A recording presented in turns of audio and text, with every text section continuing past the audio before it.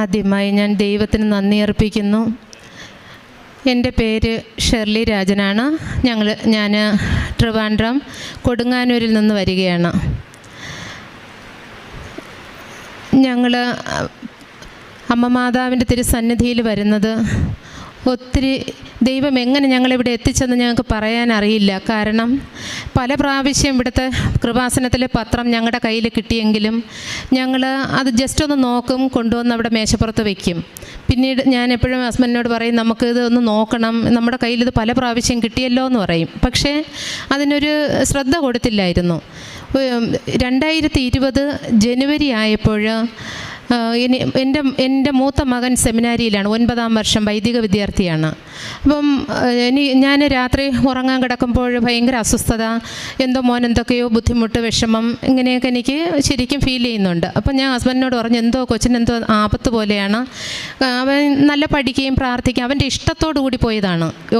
ഓരോ പ്രാവശ്യം അവൻ ലീവിന് വരുമ്പോഴും സാധാരണ കുഞ്ഞുങ്ങൾ വീട്ടിൽ നിൽക്കാനായിട്ടൊക്കെ ആഗ്രഹിക്കും, പക്ഷേ ഇവൻ കൂടുതലും അവിടെ ഇടവക പള്ളിയിലായിരിക്കും. അവന് രാത്രിയായിരിക്കും ജസ്റ്റ് ചിലപ്പം വരുന്നത്. അത്ര ആഗ്രഹവും താല്പര്യവുമായിട്ട് നിൽക്കുന്നൊരു കുഞ്ഞാണ്. അപ്പം ഞാൻ പറഞ്ഞു, എന്തോ ഒരു ആപത്ത് ഞാൻ ഇങ്ങനെ നിരന്തരം കണ്ടുകൊണ്ടിരിക്കുന്ന, എനിക്ക് ഉറങ്ങാൻ പറ്റുന്നില്ല എന്ന് പറഞ്ഞു. അപ്പോൾ ജനുവരി ഞങ്ങൾ ആദ്യത്തെ പ്രാവശ്യം 2020 ആദ്യം ഈ പത്രം എടുത്ത് ഞങ്ങൾ വീണ്ടും ഞങ്ങൾ വായിക്കാൻ തുടങ്ങി. അപ്പോഴതിലൊരു ഉടമ്പടിയെക്കുറിച്ചും മറ്റു കാര്യങ്ങളെല്ലാം പറയുന്നു. മോൻ വിളിച്ചിട്ട് പറയുന്നു, മമ്മി ഇവിടെ ഒത്തിരി ശരിക്കും ഭയങ്കര സങ്കടമാണ്, എന്താണെന്ന് അറിയില്ല, കുഞ്ഞുങ്ങൾ ഇങ്ങനെ ഒത്തിരി പ്രശ്നങ്ങളൊക്കെ ഇങ്ങനെ പറയുന്നു, എന്നാൽ ഞാനൊന്നും ചെയ്തിട്ടില്ല, ഇങ്ങനെയൊക്കെ സങ്കടം. അവർ കരയുന്നു. ഇത്രയും വർഷമായി, 9ാമത്തെ വർഷമാണ്, അവൻ ഭയങ്കരമായിട്ട് കരയുന്നു. അപ്പം ഞാൻ പറഞ്ഞു, മോനെ ഒന്നുമില്ല, ഞങ്ങൾ പ്രാർത്ഥിക്കാം, നമുക്കിത് ഇപ്പോഴ് ഇങ്ങനെ കൃപാസനം മാതാവ് ഇങ്ങനെ കൃപാസനം എന്ന് പറഞ്ഞ് നമുക്കൊരു ഇത് കിട്ടി. ഞങ്ങൾ മാതാവിനെ ഒത്തിരി, അല്ലെങ്കിലും അവനറിയാം ഞങ്ങൾ മാതാവിനെ നെഞ്ചോട് ചേർത്ത് ഞങ്ങൾ എപ്പോഴും പ്രാർത്ഥിക്കുന്നതാണ്, ജോമാല ചൊല്ലി. മാതാവ് ഞങ്ങൾക്ക് ഭയങ്കര ഇഷ്ടമാണ്. അപ്പോൾ അത് പ്രത്യേകിച്ച് ഇത് തന്നെ കിട്ടിയപ്പോഴത്തേക്കും ഇവിടെ മാതാവിൻ്റെ ഒരു ഇത് കിട്ടിയോ, ഞങ്ങൾ പ്രാർത്ഥിച്ചോളാം, മോൻ ശക്തമായിട്ട് പ്രാർത്ഥിച്ചുകൊണ്ട് തന്നെ മുന്നോട്ട് പോയിക്കോ എന്ന് പറഞ്ഞ് കുറച്ച് വചനമൊക്കെ പറഞ്ഞു കൊടുത്ത് ശക്തിപ്പെടുത്തി. അത് കഴിഞ്ഞ് ഞങ്ങൾ ഇത് വായിച്ചപ്പോഴത്തേക്കാണ് ഇവിടെ ഉടമ്പടി എടുക്കുന്നതിനെക്കുറിച്ചൊക്കെ ഞങ്ങൾക്ക് അതിൽ നിന്ന് മനസ്സിലായി. ഞങ്ങളിവിടെ വിളിച്ചു, അവർ പറഞ്ഞു, നിങ്ങൾ അടുത്ത ദിവസം തന്നെ വാ. കാര്യം പറഞ്ഞപ്പോഴത്തേക്കും അവർക്കും സീരിയസ് ആണെന്ന് മനസ്സിലായി, ഉടനെ വാ എന്ന് പറഞ്ഞു. ഞങ്ങൾ ബുധനാഴ്ച ജനുവരി 5, 2020 ഞങ്ങളിവിടെ വന്ന് രണ്ടുപേരും കൂടെ ഒന്നും അറിയത്തില്ല, ഇവിടെ സ്ഥലമൊന്നും അറിയത്തില്ല. ഞങ്ങളിങ്ങനെ നോക്കി വന്നു, ഇവിടെ എത്തി. വന്നപ്പോഴത്തേക്കും ബഹുമാനപ്പെട്ട അച്ഛൻ്റെ ദിവ്യബലിയാണ്. അതിൽ കണ്ണുനീരോടുകൂടി കുഞ്ഞ് പറഞ്ഞതെല്ലാം സമർപ്പിച്ച് കരഞ്ഞ് പ്രാർത്ഥിച്ചു. അത് കഴിഞ്ഞ് ഞങ്ങൾ ഉടമ്പടി എടുത്തു. അതിൽ ആദ്യത്തെ നിയോഗം മോന് വേണ്ടിയിട്ടായിരുന്നു. അവന് വിശുദ്ധനായൊരു വൈദികനാവണം, അതാണ് അവൻ്റെ ആഗ്രഹം. അത് മാതാവിൻ്റെ കരങ്ങളിലേക്ക് ഞങ്ങൾ സമർപ്പിച്ചു. കാരണം കാനായിലെ കല്യാണ വിരുന്നിൽ അമ്മയും ഈശോയും അവിടെ ചെന്നപ്പോൾ ആ കുടുംബം ലജ്ജിച്ചു പോകാൻ അമ്മ അവിടെ അനുവദിച്ചില്ല. തിരുക്കുമാരനോട് അവിടെ പറഞ്ഞപ്പോൾ അവിടെ വലിയ അത്ഭുതം നടന്നു. അതെനിക്കെപ്പോഴും എൻ്റെ ഹൃദയത്തിൽ ഇങ്ങനെ പറഞ്ഞുകൊണ്ടേയിരിക്കും. അങ്ങനെ ഞാൻ മോൻ്റെ കാര്യത്തിൽ ഞാൻ പറഞ്ഞു, മോനെ പേടിക്കണ്ട, കാനായിലെ ആ സംഭവം ഞാൻ പറഞ്ഞു അവനോട്, നീ ധൈര്യമായിട്ടിരിക്കുക, പരിശുദ്ധ അമ്മ മാതാവ് ഇടപെടും, അവിടെ വരും, സഞ്ചാരി മാതാവ്. ഇതെല്ലാം ഞാൻ ഇവിടെ വന്നപ്പോഴാണ് ഞാൻ മനസ്സിലാക്കുന്നത്, സഞ്ചാരി മാതാവാണ് അമ്മ. നമ്മളെല്ലാം മനസ്സിലാക്കിയിട്ടുണ്ടെങ്കിൽ എലീശമ്മയുടെ അടുത്ത് അമ്മ പോകുന്നതിനെക്കുറിച്ചൊക്കെ നമ്മൾ അറിഞ്ഞിട്ടുണ്ടെങ്കിലും ശരിക്കും പറഞ്ഞാൽ ഇവിടെ വന്നപ്പോഴത്തേക്കും അതിൻ്റെ പ്രാധാന്യം എല്ലാം മനസ്സിലാകുന്നതും ഇങ്ങനെ. അപ്പോൾ ഞാനെല്ലാം മോനോട് പറഞ്ഞ് ശക്തിപ്പെടുത്തും. അവൻ കരഞ്ഞുകൊണ്ട് നിലവിളിച്ചുകൊണ്ട് ഇങ്ങനെ സംസാരിക്കും. ദൂരത്താണ്. അപ്പം ഞങ്ങൾ വേദനിക്കുന്ന വേദന അനുഭവം, രാത്രിയിലൊക്കെ ഞങ്ങൾക്ക് ഉറക്കമില്ല, ഞങ്ങൾ രണ്ടുപേരും കൂടെ ഉണർന്നിരുന്ന് ഇങ്ങനെ ജപമാല ചൊല്ലും, പ്രാർത്ഥിക്കും.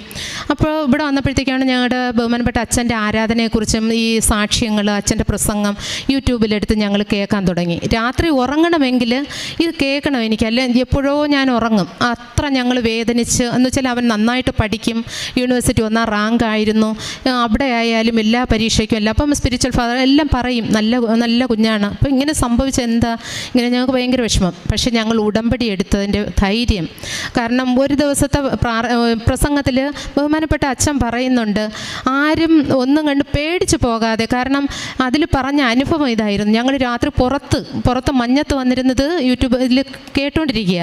ഞാൻ അന്നേരം അച്ഛൻ ഇങ്ങനെ പറയണ, ഇവിടെ വന്ന് ഉടമ്പടി എടുത്ത് പോയ ഒരു ചേച്ചി വീട്ടിൽ ചെന്നപ്പോഴത്തേക്കും കാണുന്നത് അവിടെ ജപ്തി നോട്ടീസ് ഒട്ടിച്ചിരിക്കുന്നു. അപ്പം പുള്ളി കരഞ്ഞു വിളിച്ചുകൊണ്ട് ഞാൻ ഇത് ഉടമ്പടി എടുത്തല്ലോ, പിന്നെ ഇതെന്താ സംഭവിച്ചത്? അപ്പോൾ അച്ഛൻ ധൈര്യമായിട്ട് പറയാണ്, നിങ്ങൾ ധൈര്യമായിരിക്കുക, അതൊക്കെ വെറും പരീക്ഷണങ്ങളാണ്. നമ്മൾ അതിനേക്കാൾ അപ്പുറമായിട്ട് നമ്മൾ വിശ്വാസത്തോടെ നമ്മൾ പ്രാർത്ഥിച്ച് മുന്നേറണമെന്ന്. പക്ഷെ അതെനിക്ക് ഭയങ്കര ശക്തി.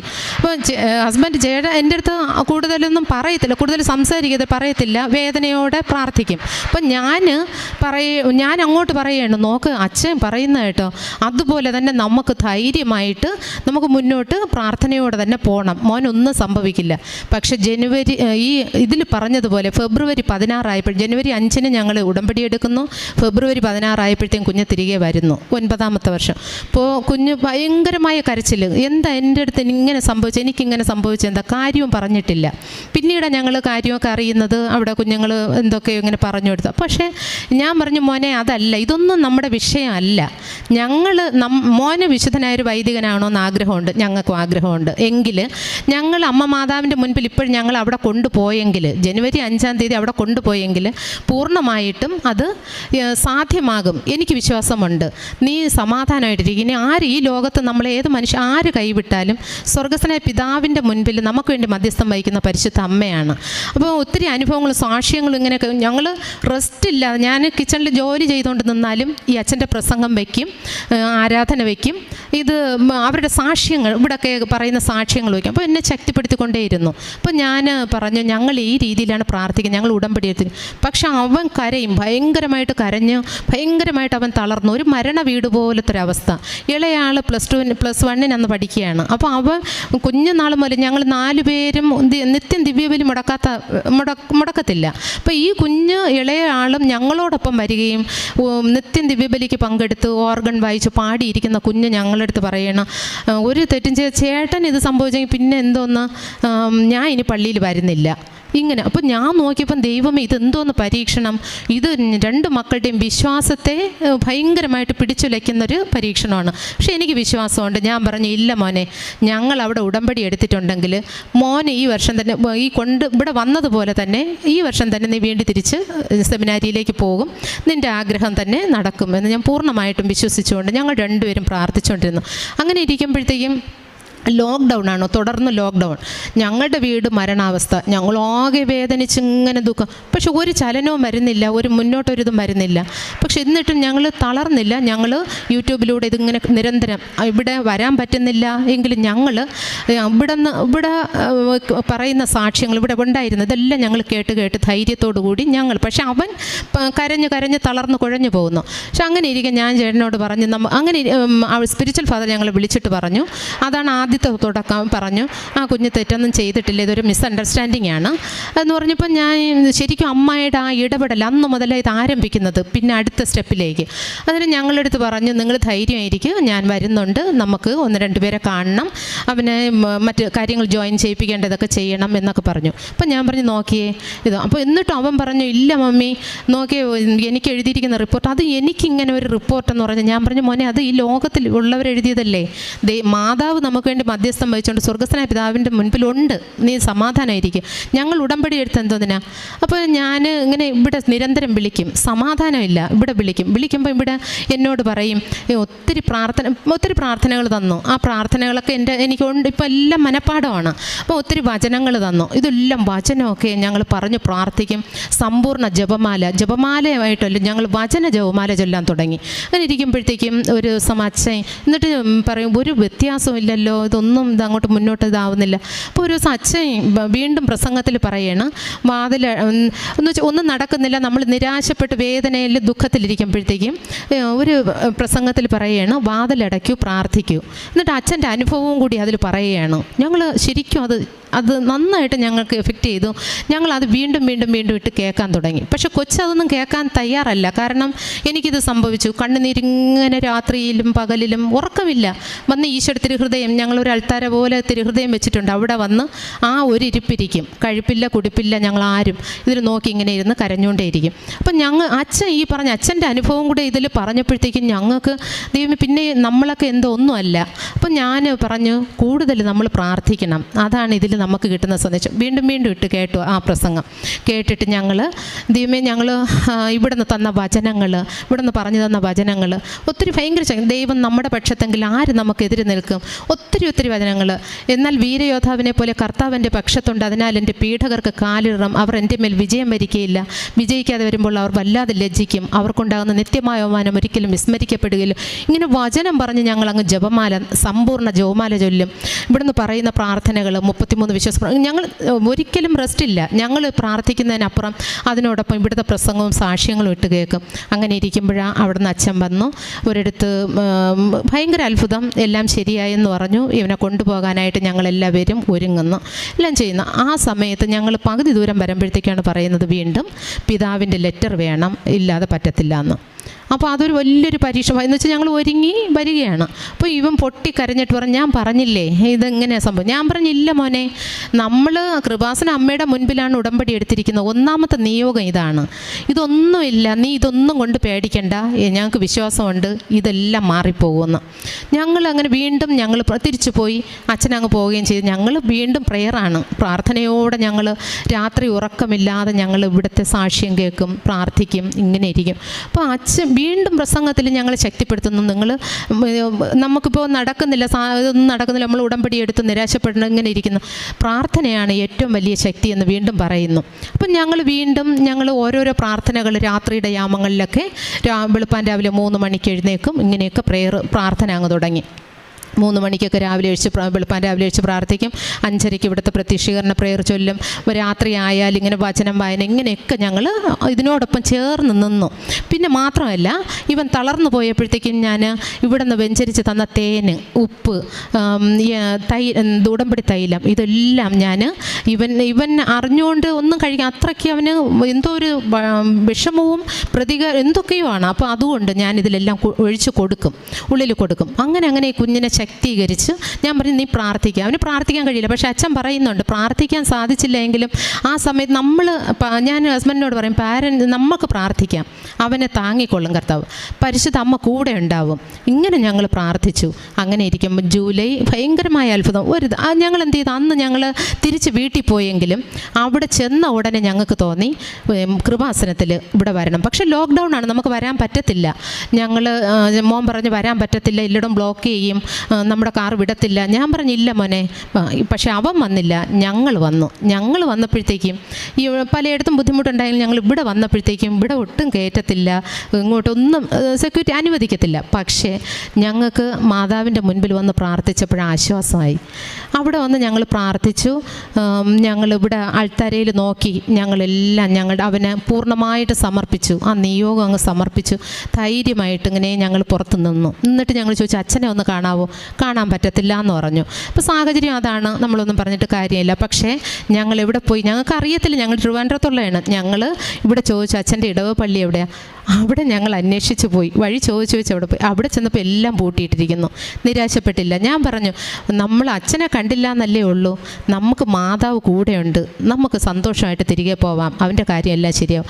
ഇവിടെ വന്ന് 6:30 മണിക്ക് ഞങ്ങൾ തിരികെത്തിച്ച് വൈകിട്ടത്തെ പ്രാർത്ഥനയും ചൊല്ലി ഞങ്ങൾ കാറിൽ കയറി. തിരിച്ച് ആലപ്പുഴ വിട്ടില്ല.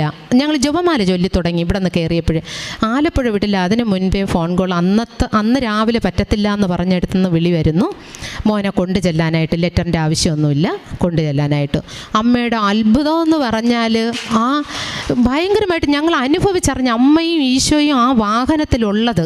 അപ്പം ഞാൻ ആ കുഞ്ഞിനൊരു ഭക്ഷണം പോലും വെക്കാതെ ഞങ്ങളിഞ്ഞ് പോകുന്നത്. അവൻ്റെ വേദന ഒന്നും ഞങ്ങൾ തിരിഞ്ഞു നോക്കിയില്ല. പക്ഷെ അമ്മ മാതാവൻ തിരുക്കുമാരൻ ഈ ഞങ്ങളുടെ വാഹനത്തിലുണ്ട്, ഞങ്ങളെ ശക്തിപ്പെടുത്തുന്നു. അപ്പം ഞാൻ പറഞ്ഞു, ദൈവമേ, ഞങ്ങൾ നന്ദി പറഞ്ഞ് സ്തോത്രം പറഞ്ഞ് എല്ലാം പറഞ്ഞു കഴിഞ്ഞ് ജപമാല വീണ്ടും തുടങ്ങാൻ പോയപ്പോഴത്തേക്കും വിളിച്ചു പറയുന്നു, 2 പിതാക്കന്മാരും മോന് ലെറ്റർ തരാൻ തയ്യാറാണ് എന്ന് പറയുന്നു.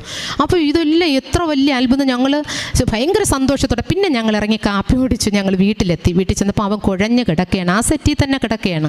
ചെന്ന് കയറി ഉടനെ ചോദിച്ചു, അച്ഛനെ കണ്ടോയെന്ന് ചോദിച്ചു. ഒരു ചിരിയോട് കൂടി ചോദിച്ചു. അപ്പം ഞങ്ങൾ പറഞ്ഞു, മോനെ അച്ഛനെ കണ്ടില്ല, പക്ഷെ ഞങ്ങൾ മാതാവിനെ കണ്ടു. അമ്മ മാതാവും തിരുക്കുമാരനെ നമ്മളോടൊപ്പം വന്നിട്ടുണ്ട്, നിൻ്റെ കാര്യങ്ങളെല്ലാം ശരിയാവും. അതെന്താണ്?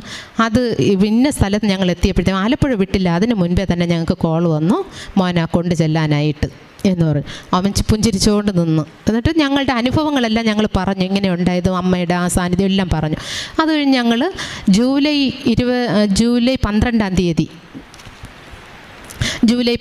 തീയതി അവനെ ജോയിൻ ചെയ്യിപ്പിക്കാനുള്ള ഇത് ഞങ്ങൾ വിളിച്ചറിയിച്ചു. ഭയങ്കര സന്തോഷമായിരുന്നു. മാത്രമല്ല ഇടവപള്ളിയിൽ അച്ഛൻ അന്ന് മുതൽ അവനെ ഭയങ്കര താങ്ങായിട്ട് എല്ലാവരും, അവൻ്റെ മൈനസ് ഡയറക്ടർ, വൈസ് ചാൻസലർ, എല്ലാവരും അവന് താങ്ങായിരുന്നു. എല്ലാ അമ്മ മാതാവിൻ്റെ തിരുക്കുമാരൻ്റെയും സാന്നിധ്യമാണെന്ന് ഞങ്ങൾ തിരിച്ചറിയുന്നു. ഇതിനെല്ലാം ഉപരി ഞങ്ങൾ മനസ്സിലാക്കുന്നത് ഇവിടെ ലോക്ക്ഡൗൺ ആയിരുന്നെങ്കിലും ഇവിടെ എന്തോ പറയും, ജീവനുള്ള ആരാധന. അച്ഛൻ്റെ ബഹുമാനപ്പെട്ട അച്ഛൻ്റെ ആ ഓരോ പ്രസംഗവും ഞങ്ങളെ ഇങ്ങനെയുള്ള, അപ്പോൾ ഞങ്ങൾക്ക് ഇതാണ് അനുഭവം. ഞങ്ങൾ മനസ്സിലാക്കുന്നത് ഒത്തിരി പേർക്കത് വലിയൊരു അനുഗ്രഹമായിരുന്നു ഞങ്ങൾ മനസ്സിലാക്കുന്നത്. കാരണം ശക്തിപ്പെടുത്തി ഞങ്ങൾ. ഇല്ലെങ്കിൽ മരണ വീടായിരുന്നു ഞങ്ങളുടെ. കാരണം മൂത്ത മകനാണ്, 9 വർഷമായി. അവൻ ഇത്രയും ആഗ്രഹിച്ചൊരു കാര്യമാണ് ഇങ്ങനെ സംഭവിച്ചു. പക്ഷേ അവൻ തുടർന്ന് തന്നെ അവന് ഫിലോസഫി കംപ്ലീറ്റ് ചെയ്യാൻ കഴിഞ്ഞു.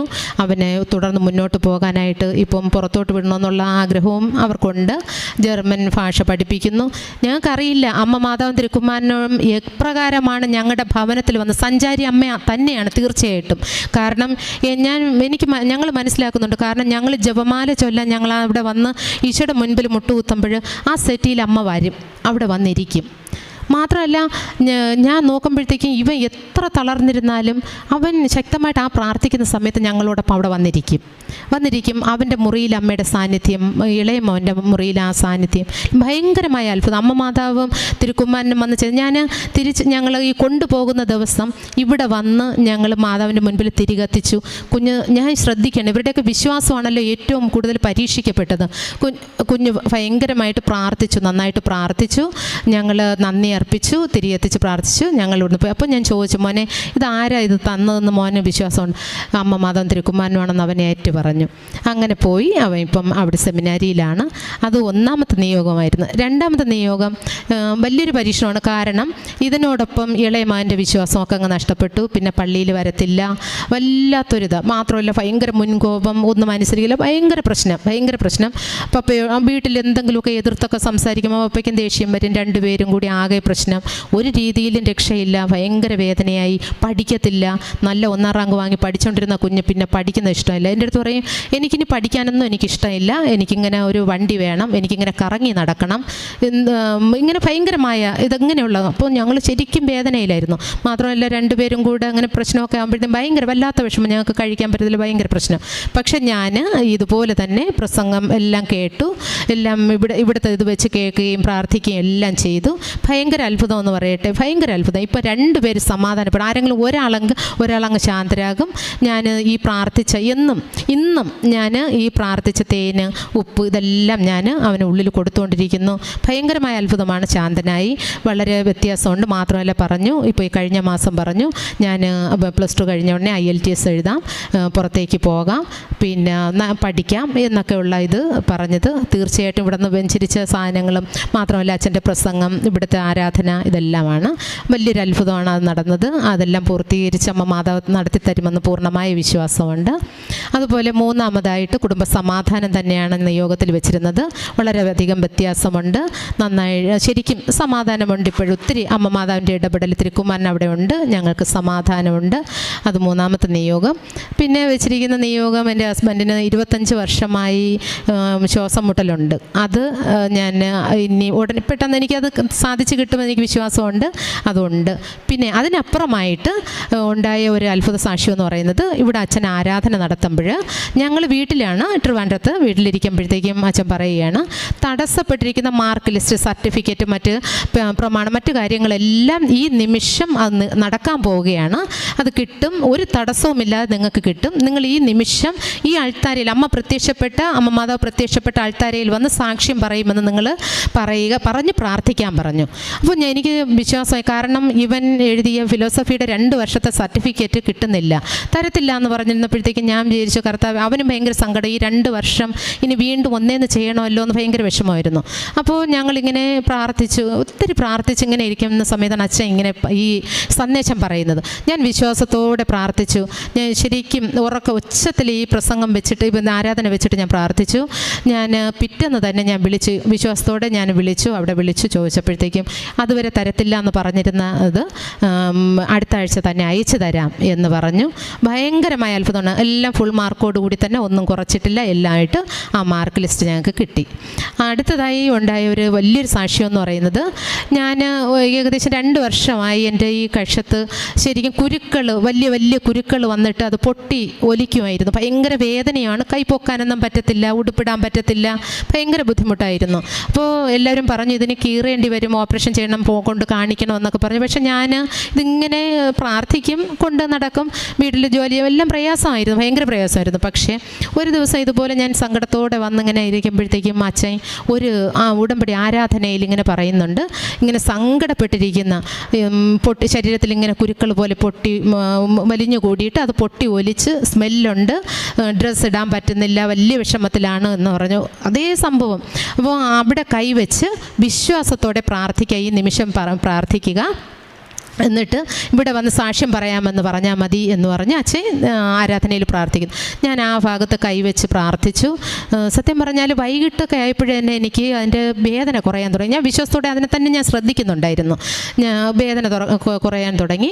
ഒരു 2-3 ദിവസം കഴിഞ്ഞപ്പോൾ അത് പൂർണ്ണമായിട്ടും അത് കരിഞ്ഞു. ഒരു മരുന്നും പിന്നീട് ഉപയോഗിച്ചില്ല. ഇപ്പോഴും ഒരു കുഴപ്പവുമില്ല, പൂർണ്ണമായിട്ട് സൗഖ്യപ്പെട്ടു. എൻ്റെ ദൈവം, അമ്മ മാതാവും ഉണ്ണീശോയും ആ ഭവനത്തിൽ ഞങ്ങളുടെ കുടുംബത്തിൽ വന്ന് ചൊരിഞ്ഞ അനുഗ്രഹങ്ങൾ എത്രമാത്രം എന്ന് പറഞ്ഞാൽ മതിയാവില്ല.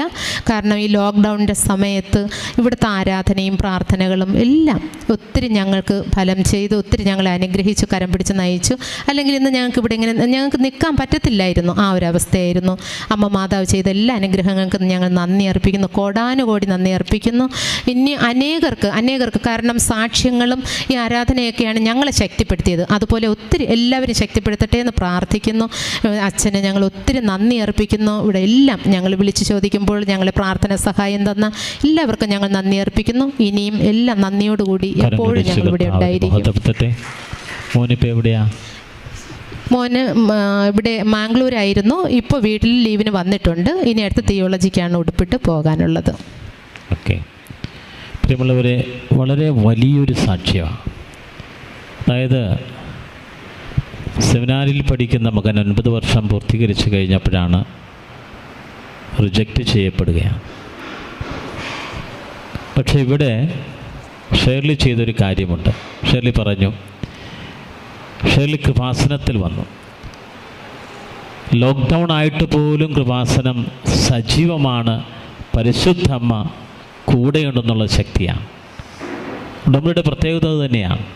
ഉടമ്പടി എന്ന് പറഞ്ഞാൽ പുറപ്പാട് 33:10. ദൈവം കൂടെ വരും, ദൈവം നിങ്ങളുടെ കൂടെ ഉണ്ടാകും. അത് ഓൺലൈൻ ഉടമ്പടി എടുത്തവരാണെങ്കിലും ഇവിടെ വന്നുടമ്പടി എടുത്ത എല്ലാവരും തിരിച്ചറിയേണ്ട ഒരു സത്യമാണ്. അതാണ് ഷേലിയുടെ ജീവിതത്തിൽ.